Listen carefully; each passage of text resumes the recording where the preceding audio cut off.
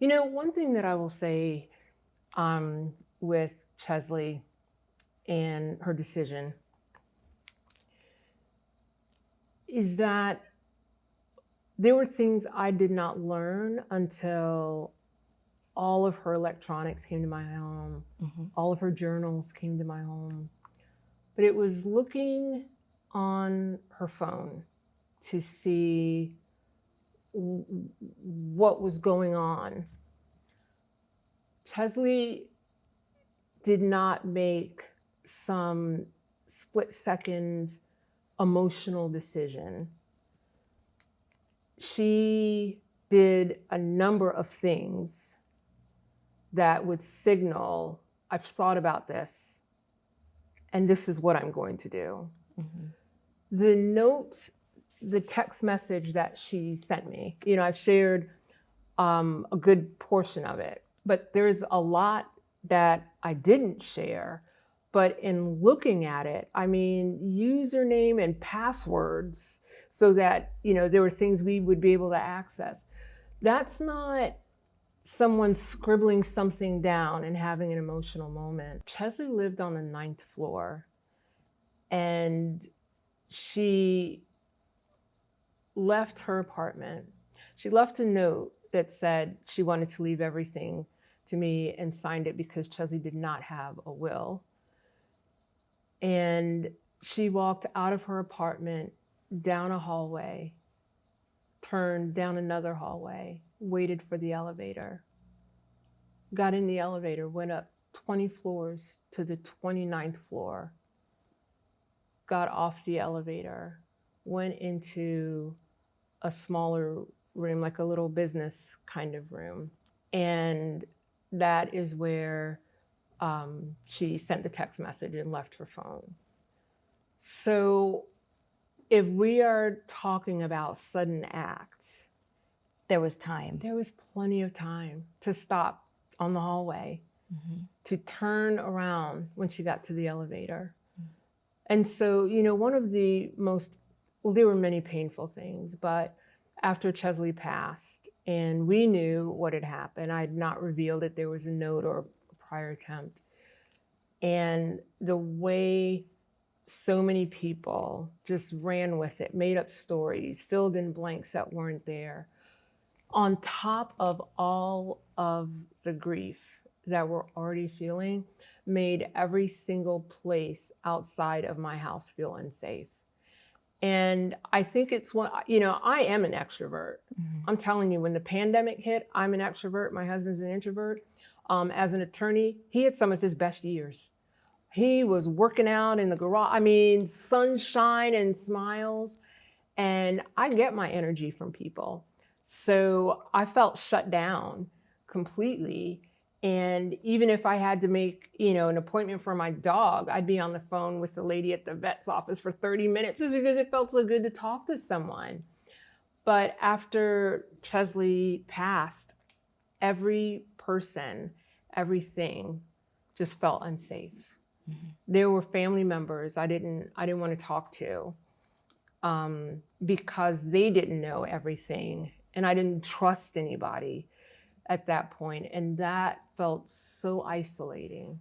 Did you know who was with her or around her in the week or two leading up to this? Because there's a term called pink clouding, and pink clouding is where somebody who has a history of depressive episodes and possibly even self-harm, once they've made the decision that they know they're going to do it and they've planned to do it, it is reported by people who are around that person that the week or two leading up to it, they have an outward expression of almost joy.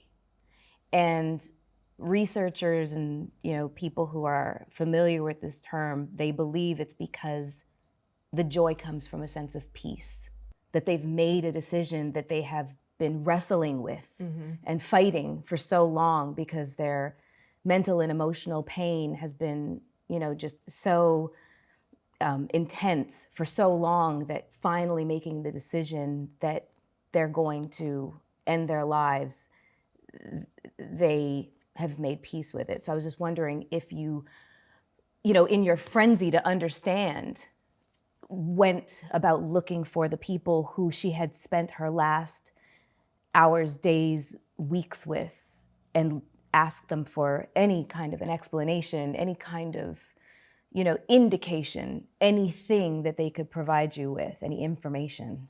I did not, but I am aware of people she communicated with. And yes, the conversations did not seem rattled. She did not seem emotional in those conversations. They were somewhat normal. So for her to be, you know, drafting this text message and still texting people kind of helps me understand that this was a decision. I didn't need to reach out to anyone. I was not looking for answers. Everything Cheslie needed to say to me, she put in that message, and I understood. For so many people, when Cheslie passed, they were not aware that there was a first attempt. But the time between her first attempt and Cheslie's passing, I, every single day, lived that day to the fullest. There's something about having someone in my life who was not afraid of death makes me, or made me, want to live every moment with them like it was my last, because this is a person who isn't afraid of the same things that many people are afraid of. And so Cheslie and I had lots of frank conversations. Before Cheslie died, there were 2 people who had died, one by suicide. And so she and I had this conversation to talk about this and talk about suicide and death. And I remember vividly saying to her, I could never survive that. One of the people who died, his mother is very famous. And so I was talking from my mom heart. Mm-hmm. And I said, you guys are like the air in my lungs. I would never survive losing one of my children. And Cheslie began to tell me how strong I was and how incredible a mom I was. And she said many other things, and I hold that conversation and that text message very close, because not only are those some of the final words that I have, but it gave me peace in knowing where she was. This was not because of something, this wasn't because of an issue, a matter. She was tired, and she said as much. She said that she had wished for death for years, and that depression was going to win this time around. So I want to ask you something. If it would be all right with you, if at this point we edit into the episode you reading Cheslie's text message, which you do in the Audible version of the book. Yes. Would you be okay with that? Yes. Okay, so here's Cheslie's text message that she sent to her mom on January 30th, 2022. Yes. I composed myself enough to sit with the family that had gathered at Paige's apartment. Sitting there in a room heavy with pain, I read Cheslie's text message.